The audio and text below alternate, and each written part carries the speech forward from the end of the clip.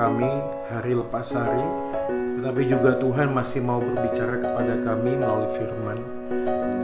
Demi nama Yesus Tuhan kami, firman yang hidup, gembala yang baik, kami berdoa dan memohon. Amin. Nah, Bapak Ibu sekalian, kita akan melihat langsung di Habakuk pasal yang kedua. Mari kita lihat Habakuk pasal 2, kita akan membaca ayat 1 hingga ayat yang kelima. Demikianlah firman Tuhan. Aku mau berdiri di tempat pengintaianku dan berdiri tegak di menara. Aku mau meninjau dan menantikan apa yang akan difirmankannya kepadaku dan apa yang akan dijawabnya atas pengaduanku. Lalu Tuhan menjawab aku demikian, tuliskanlah penglihatan itu dan ukirkanlah itu pada loh-loh supaya orang sambil lalu dapat membacanya.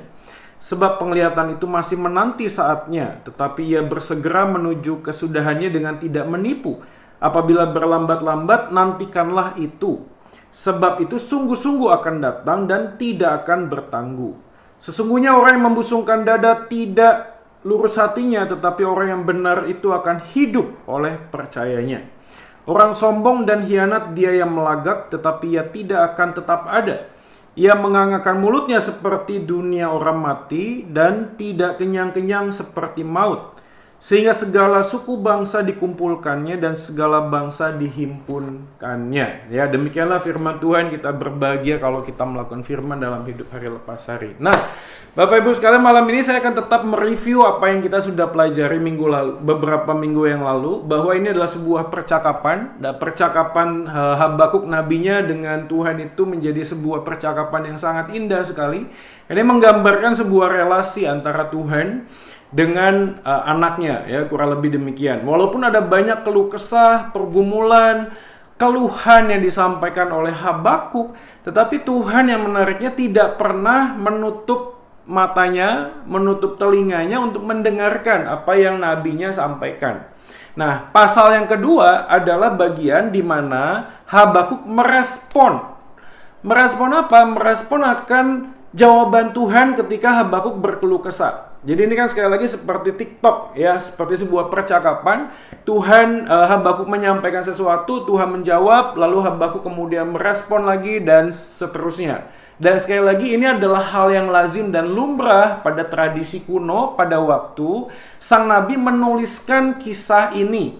Jadi Bapak Ibu harus memahami sekali lagi bahwa ada yang sifatnya itu pewahyuan, revelation, diwahyukan, diungkapkan. Tapi ada yang sifatnya itu inspiration, yaitu ketika Allah Roh Kudus itu menuntun sang nabi atau siapapun menuliskan. Nah, kita yang membaca ini mendapatkan illumination, yaitu pencerahan. Jadi ada penyingkapan, ada inspirasi ketika menuliskan, dan ada iluminasi. Sekali lagi saya harus mengulang ini supaya kita nancep di kepala kita bahwa tidak ada lagi pewahyuan baru. Jadi kalau tidak ada lagi pewahyuan baru, yang kita hari ini dapatkan adalah bagaimana Tuhan berbicara melalui firman-Nya. Nah, pasal yang kedua ayat yang ke-1, kita kalau mendapatkan bagian ini adalah sebuah respon terhadap apa yang Tuhan sampaikan, yaitu respon Habakuk. Nah, respon Habakuk ketika Tuhan itu mengatakan tentang banyak orang Kasdim yang akan menjatuhkan bangsa Yehuda, pasal 2 ayat 1 langsung dibuka dengan respon cepat. Habakuk mengatakan, aku mau berdiri di tempat pengintaianku. Di dalam terjemahan lain, I will take my stand at my watch post. Nah, ini menarik sekali karena pada waktu katakan tempat pengintaianku dan berdiri tegak, ini simbolisasi. Habakuk tidak tiba-tiba yang tadinya nabi berubah jadi pengawal, berubah menjadi penjaga tower. Tidak.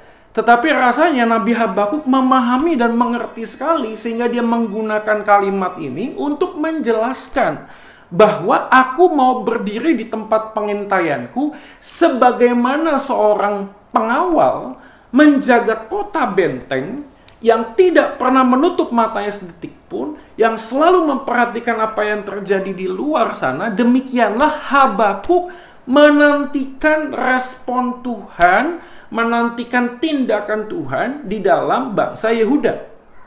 Ya, kata yang menarik adalah begini. Kata yang digunakan pada waktu berjaga-jaga jika ada musuh yang mendekat, Habakuk mengatakan, I will stand. aku akan berdiri. Dan yang menarik adalah kata berdiri adalah kata yang sama di dalam bahasa Ibrani yang dipakai di dalam Ayub 30 ayat 20. Ya, dicatat saja, saya akan bacakan. Ayub 30 ayat 20 mengatakan demikian. Aku berseru minta tolong kepadamu, pada Tuhan, tetapi engkau tidak menjawab. Aku berdiri menanti, tetapi engkau tidak menghiraukan aku. Ya, kalimat yang Ayub katakan, aku berdiri menanti, itu kata yang sama yang dipakai di dalam Habakuk ketika mengatakan aku akan berdiri di tempat pengintaianku. Dalam arti kata lain, kita bisa memahami dengan sangat jelas sebagaimana Ayub yang sedang menderita, mengalami kesulitan dan pergumulan, menanti jawaban Tuhan. Demikianlah Habakuk sebenarnya sedang berdiri di tempat pengintaiannya, berdiri tegak di atas menara, ingin mendapatkan respon dan apa yang Tuhan kehendaki, kiranya itu dinyatakan. Saya waktu baca ini langsung dapatkan sebuah pesan demikian. Bapak Ibu sekalian, Habakuk kalau misalnya sedang mengalami pergumulan, dia wajar saja minta sebuah jawaban, betul nggak ya? Pada waktu pekerjaan kita sedang kesulitan, kita minta ada terobosan. Tidak ada yang salah dengan itu. Pada waktu kita mengalami pergumulan dengan rumah tangga misalnya, kita mohon kepada Tuhan, Tuhan lemah lembutkanlah suamiku atau istriku. Ada keluarga yang sedang menanti anak, berdoa meminta anak, mohon Tuhan jawablah seruanku. Tidak ada yang salah dengan itu. Tapi yang jauh lebih menarik adalah Habakuk tidak meminta jawaban itu. Tetapi Habakuk berdiri itu menantikan firman-Nya dinyatakan.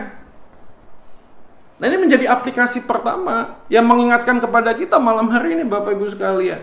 Karena kita seringkali menantikan sebuah jawaban tentang solusi masalah kita ketimbang tentang apa yang Tuhan inginkan di tengah-tengah kesulitan yang kita sedang hadapi. Kan sekali lagi begitu ya. Jadi kita kan perlu juga memahami bukan hanya meminta sekedar masalahku ini bisa selesai gitu loh. Tetapi juga mengharapkan Tuhan, engkau ingin apa sih dalam hidupku gitu.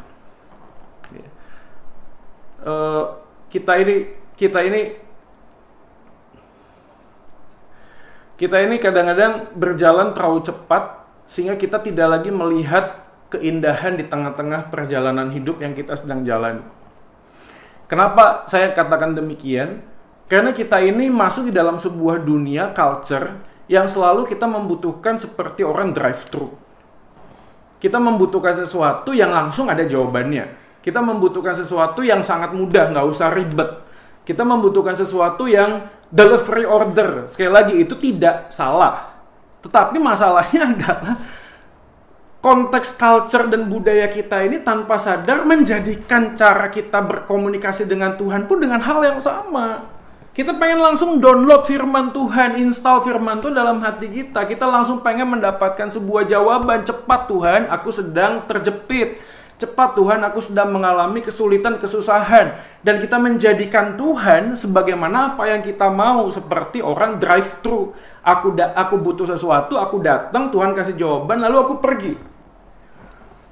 Nah, ini menarik sekali karena Habakuk justru tidak melakukan hal itu. Dia berdiri di tempat pengintaian, meninjau dan menantikan apa yang akan difirmankan. Difirmankan. Jadi kalau yang difirmankan gini, kita bisa mengambil sebuah quotation, kita bisa kecewa pada Tuhan, bukan karena apa yang kita inginkan tidak terpenuhi, tetapi karena kita sendiri sebenarnya ingin menjadi Tuhan atas hidup kita sendiri. Dan hasilnya adalah justru kekecewaan. Sadar atau tidak ya, di tengah-tengah situasi yang menjepit kita, situasi yang sangat sulit, pergumulan yang sangat berat, reaksi kita itu terlalu autopilot sih menurut saya. Apa maksudnya autopilot? Kita ini cenderung merespon kalau A, ini B. Kalau enggak ini ya. Saya bukan ngomong bahwa pada waktu ada masalah kita berdoa. Tapi pertanyaannya, waktu doa kita ngomong apa ya sama Tuhan? Apakah kita bisa ngomong seperti Habakuk ngomong, Tuhan, apakah firman-Mu atasku, Tuhan? Ya. Dan seringkali kita ini hanya ingin mendapatkan jawaban, sehingga kita mengabaikan panggilan. Padahal seharusnya kita meresponi panggilan, dan biarkanlah masalah yang tak bisa kuhadapi, kuserahkan pada Tuhan. Setuju nggak saudara sekalian? Kita kadang mencari sebuah solusi untuk sebuah relasi dalam rumah tangga, tapi kita tidak memikirkan apakah aku ini juga terus diubahkan oleh Tuhan. Kita pada waktu mengalami pergumulan pekerjaan tidak bertanya apakah firman Tuhan kepada saya ingin mengingatkan bahwa, woi, pekerjaanmu itu bukan punyamu, aku pemiliknya, kamu itu manajer, bukan owner. Nah ini ada Wesley, anak-anak muda. Kita juga perlu bertanya kan, seperti tadi saya juga sharing dengan beberapa anak pemuda. Kita kuliah ini, kerja ini untuk apa sebenarnya? Apa yang menjadi tujuan? Nah, mungkin saja di tengah-tengah kesulitan ini kita diminta untuk berdiri. Seperti Habakuk, menantikan Tuhan. Apa maksud-Mu Tuhan? Apa firman-Mu terhadap hidupku? Apa yang Kau ingin katakan dan sampaikan di tengah-tengah kehidupan sulit ini? Maka saya mendorong kita semua yang hadir mungkin mulai mencoba membuat catatan dan jurnal. Karena sekali lagi, kita jangan sampai gini, begitu pandemi selesai, ini master class-nya Tuhan. Lalu kita selesai, kita kembali menjadi anak Kristen yang pertama lagi. Nggak ada sesuatu progresivitas yang terus bertumbuh gitu loh. Saya mencatat sedikit saja ya, supaya kita relevan ya. Sebuah catatan dari Barna Group yang mengatakan 24% mengatakan gereja tidak lagi relevan terhadap hidup anak muda zaman sekarang. Di dalam catatan yang lain, pernikahan Kristen ini ya, diambang perceraian di masa pandemi ini. Ya sekali lagi, perceraian jangan cuma dipahami government law ya, datang ke sidang, lalu kemudian mendapatkan surat cerai, bukan itu. Tetapi perceraian seringkali terjadi dalam kehidupan Kristen adalah ketika suami istri tidak lagi ada komunikasi, tidak ada lagi omong-omongan. Ya, ada beberapa orang yang mengatakan, udah deh gue pusing sama istri gue pusing sama suami gue, hari ini gue mau fokus sama anak gue aja.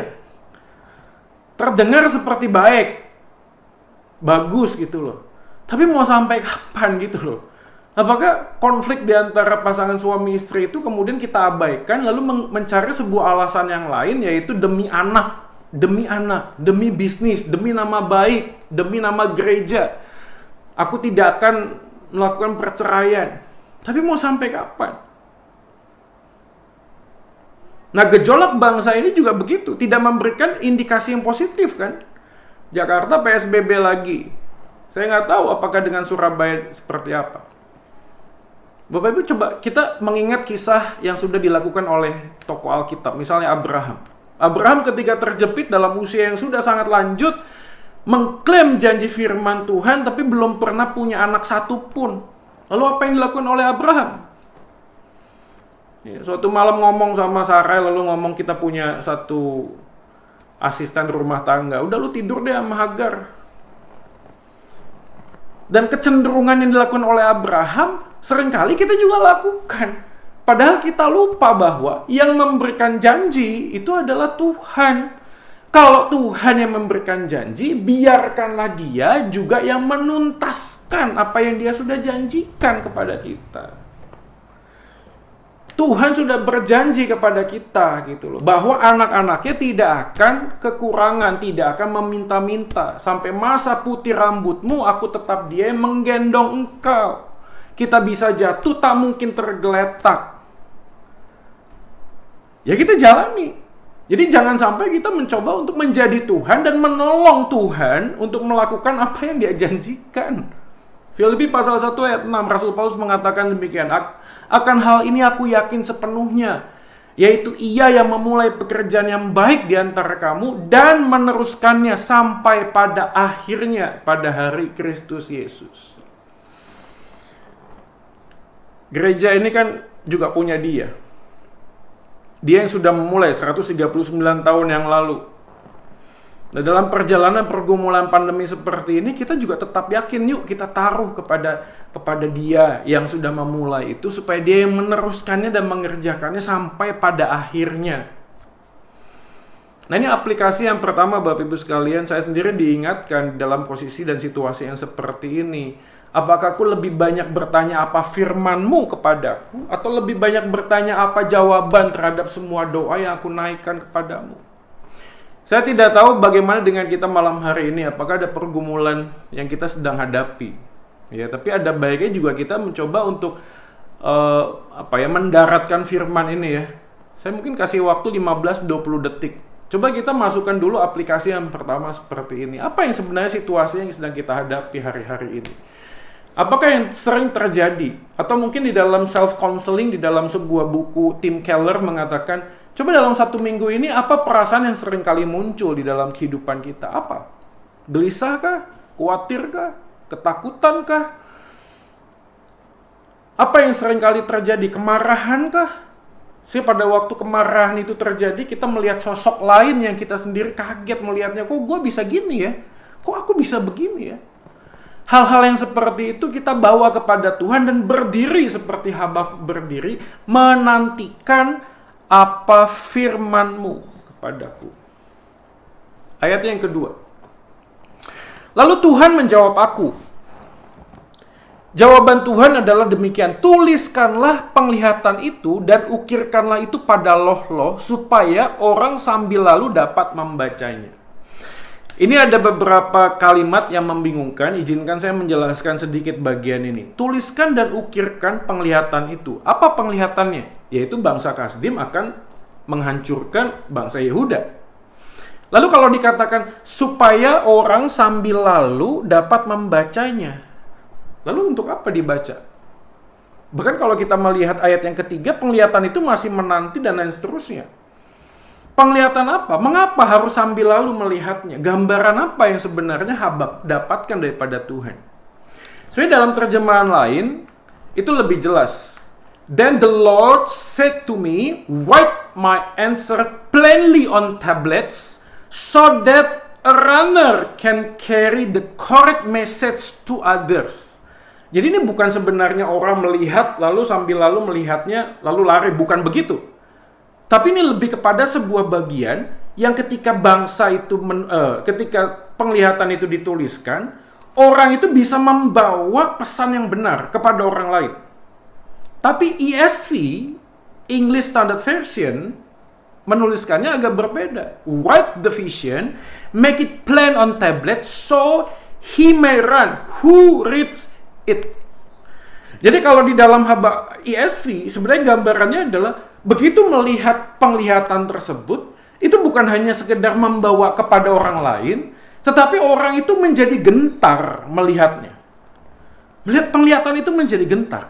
Dan saya di dalam komentar bagiannya ini lebih setuju bahwa ketika dituliskan penglihatan itu, orang akan gentar. Jadi pesan Tuhan ini adalah pesan yang penting. Firman Tuhan ini adalah firman Tuhan yang sangat luar biasa.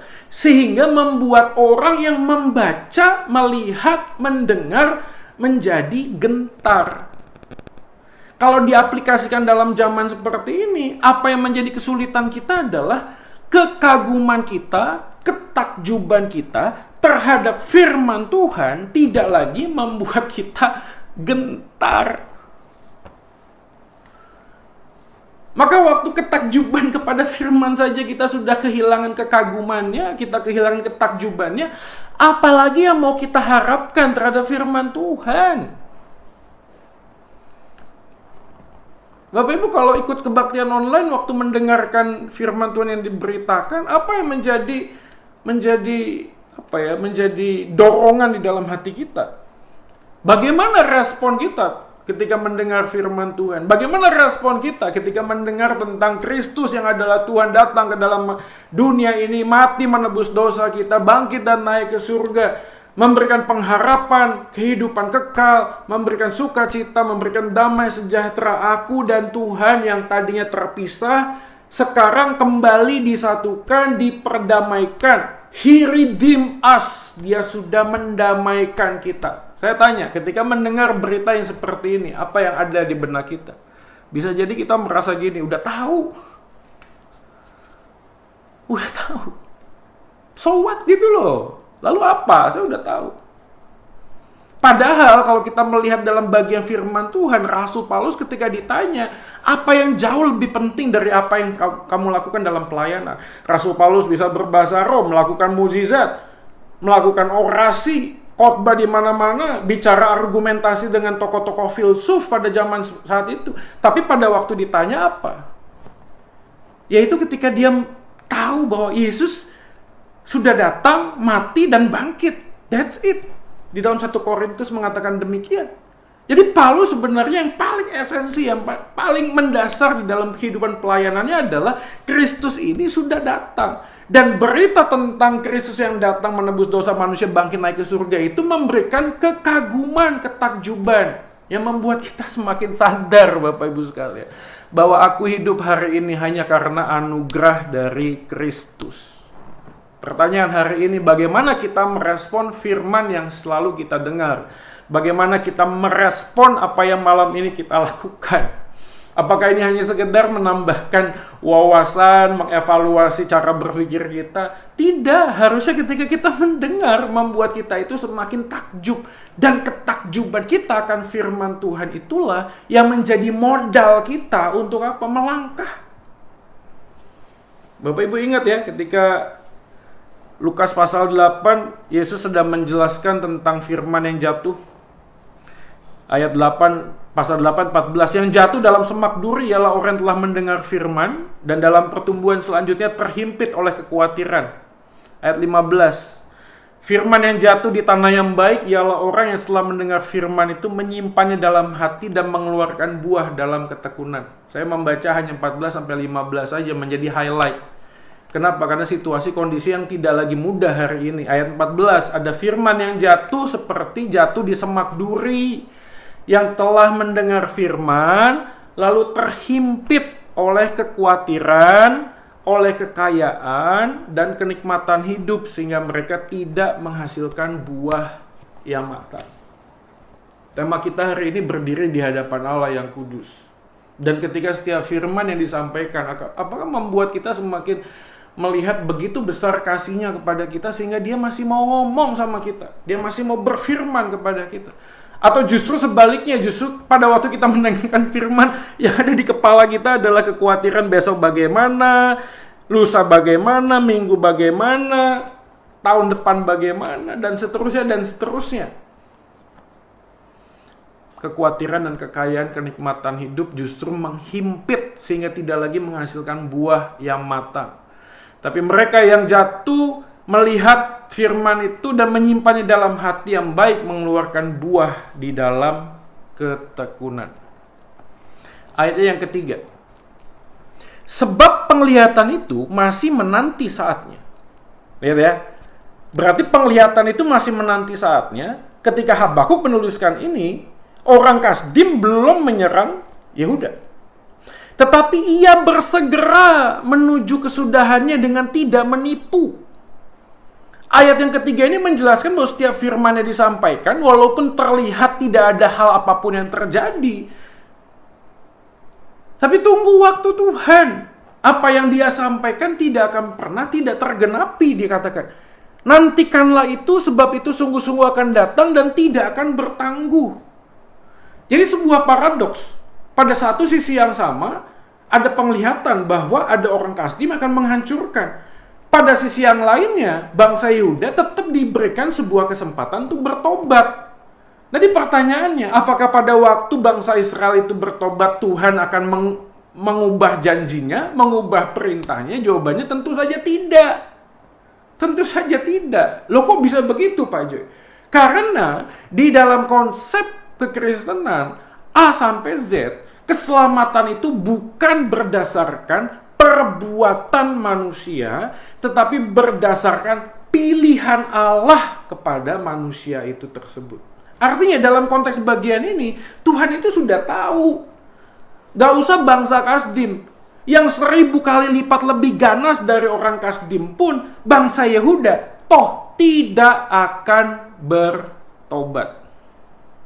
Jadi kalau kata menipu di sana, sebenarnya dijadikan sebuah gambaran bahwa Tuhan adalah Tuhan yang kudus dan suci. Di dalam kekudusannya, Dia tidak akan pernah menarik lagi apa yang sudah difirmankannya. Jadi ini sebuah konsep iman Kristen sifatnya paradoks Bapak Ibu sekalian. Sekali lagi ini sangat penting karena kita semakin memahami bahwa di dalam konteks iman Kristen, perbuatan manusia itu tidak mengubahkan janji pilihan Allah terhadap orang yang diselamatkan. Tentu akan Anda berpikir, kalau gitu Pak, manusia itu sudah ditetapkan untuk binasa dan tidak binasa? Jawabannya yes, Roma pasal 9. Karena Tuhan itu adalah sang penjunan, kata Roma, kata Paulus. Mana mungkin tanah liat itu protes kepada sang penjunan, kok aku dijadikan ini, kok aku tidak dijadikan ini. Tetapi Tuhan itu adalah Tuhan yang sama yang tidak menghilangkan kehendak bebas manusia. Jadi apa yang Tuhan lakukan ketika ada keselamatan? Tuhan itu mempersuasi seperti Nabi Habakuk. Terus mempersuasi, menyampaikan kebenarannya, menyampaikan keindahan akan firman Tuhan. Tetapi hati yang tegar tengkuk tidak akan pernah menerima apapun yang Tuhan sudah nyatakan. Dan ini nampak sekali di ayat yang keempat. Karena sesungguhnya orang yang membusungkan dada tidak lurus hatinya. Dalam penjelasan berikutnya kita langsung mendapatkan sebuah pesan yang sangat kuat sekali. Apa itu?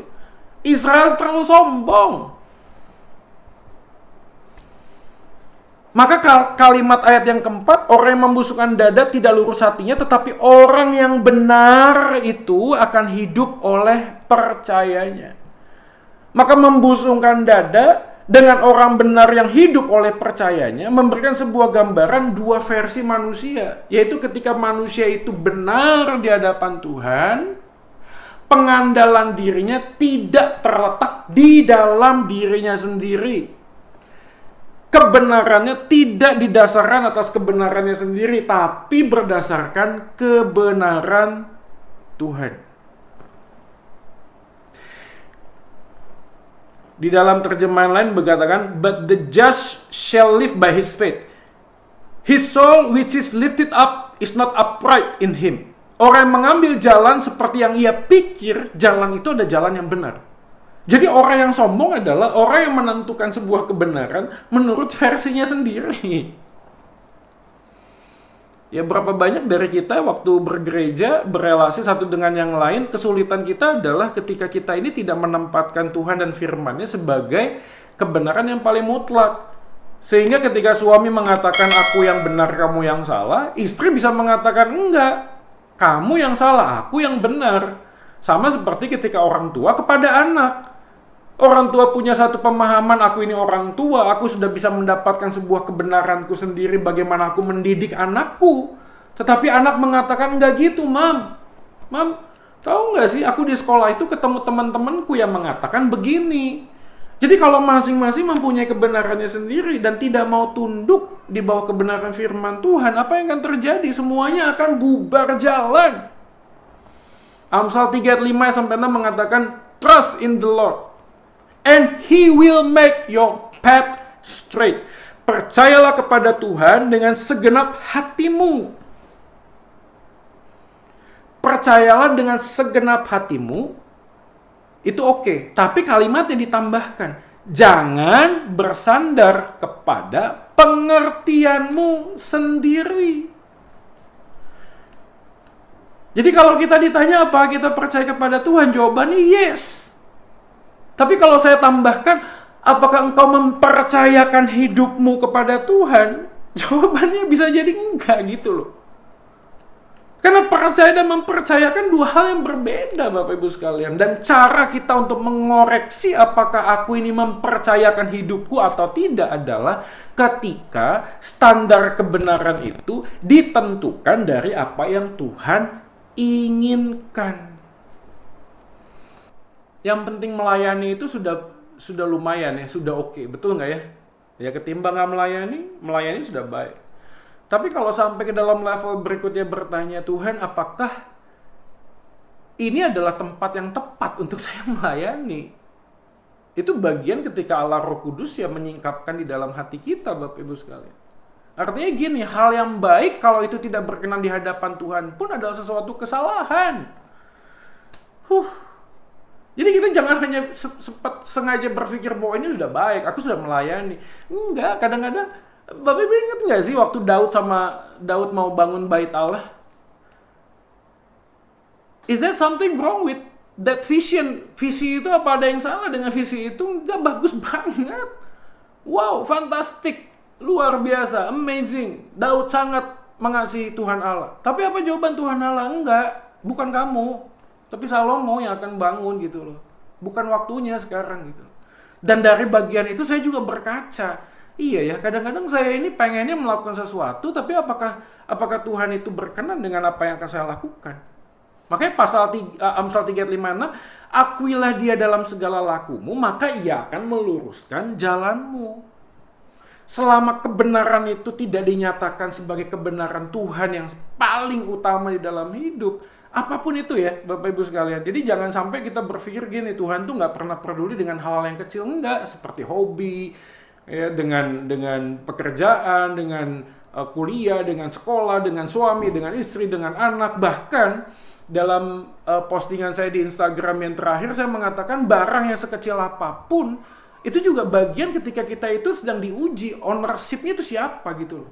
Karena sebuah barang yang kita beli itu bukan hanya sekedar harganya mahal atau dengan jerih payah kita, enggak, tapi siapa yang punya barang itu, come on. Ya, saya dalam percakapan muncul tuh September, gitu. iPhone 12 katanya akan dirilis, taunya di delay. Yang keluar iPad Air, yang keluar Apple Watch Special Edition, yang keluar lain sebagainya. Heboh semuanya. Ini luar biasa loh, tengah-tengah kesulitan kebangkrutan orang masih bisa berbicara tentang hal-hal yang sifatnya, maaf dalam tanda kutip, hedonisme mungkin ya. Tapi bagi beberapa orang ini bukan masalah hedonis atau barangnya mahal atau enggak. Karena bagi saya ini bukan hanya sekedar sebuah nilai sebuah barang, bukan harganya gitu loh, tapi nilainya gimana? Selama kita tahu bahwa apa yang kita beli itu digunakan semaksimal mungkin, sebisa mungkin demi supaya kemuliaan Allah dinyatakan, kerajaannya disebarluaskan, why not? Nggak ada harga yang mahal dong. Tapi seringkali kita